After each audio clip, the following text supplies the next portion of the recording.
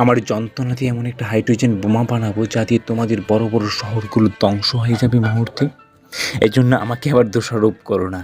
তোমাদের স্কুল থেকে এসব শিখেছি এমন সব পাস বানাতে যা দিয়ে তোমাদের মুহূর্তে জ্বলিয়ে দেওয়া যাবে পরপারের শূন্যে। বমি চারা করার প্রতিশোধ নিতে এগুলোর আমাকে সাহায্য করবে। পর্বতের দ্বারে গাড়িটা চুপচাপ দাঁড়িয়ে আছে সেই সুদর্শন মায়াবী প্রেম দেবতা। তাকে কোন করার ফোন দিয়ে আসছি, যা শিখেছি তোমাদের প্রার্থনাশালা থেকে। তারপর সুস্বাদু মশলায় রাঁধবো তাকে উনুনে, তোমাদের সামনে পরিবেশন করতে। সুগ্রাণী মাতাল হয়ে তোমরা পাগলের মতো কাঁবে।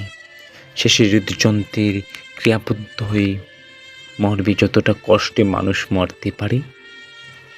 আর মাংস শূন্য হলে তোমাদের প্রেমহীনতা তোমাদের কবর দেবে। আর এই দারুণ বিদ্যাটা শিখেছি রাষ্ট্রের কাছ থেকে।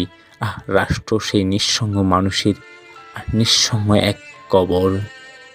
তোমরা কি জানো প্রেম হলো মরা বেড়া, যার লোম ও মাংসের সাথে চারা।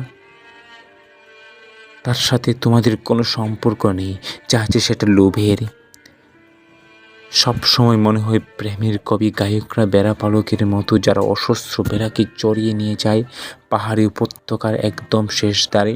তারপর শূন্যতায় আরও সুস্বাদু গাছ আছে এমন লোভ দেখিয়ে তাদের বাধ্য করে নিচে ঝাঁপ দিতে।